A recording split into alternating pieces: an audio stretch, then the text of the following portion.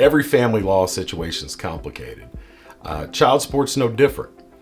By and large, it's not much more than a math problem.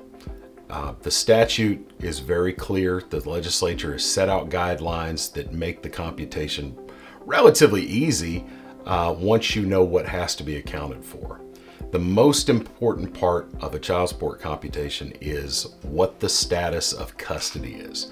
The state has 3 different worksheets that are used to compute child support, and they're dependent upon what the custody arrangement is. If it's sole custody, that would produce the highest number in a child support claim. If it is a primary secondary custody split, that would produce sort of the middle number. And if it is a split arrangement between the parents, that would produce the lowest obligation for the payer. And the night piece is important because overnights are what are used to compute child support custody. 123 is the magic number.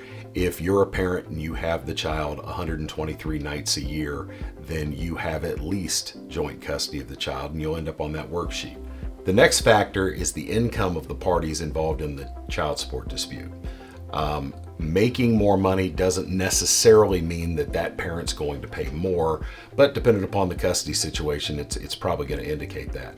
One of the key things with regard to custody and its impact on child support is something a lot of people misunderstand. They assume that if parents are splitting time with the children equally, if it's a week on, week off schedule, or month on, month off, or every other day type schedule, a lot of times people think, well, we're splitting time, so neither owes the other child support, and that's almost never the case.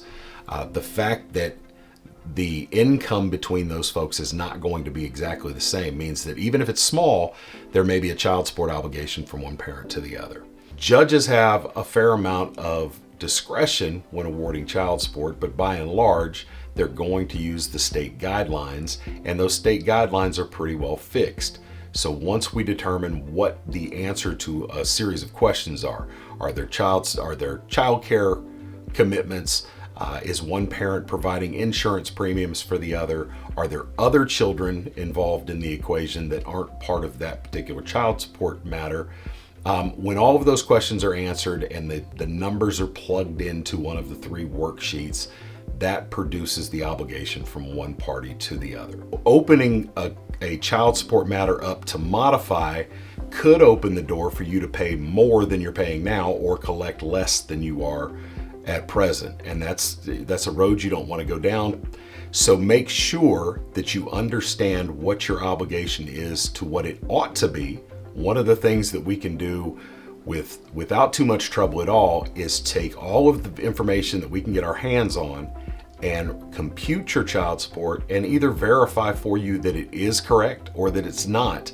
And then based on that, we can help shepherd you through the process of getting it changed.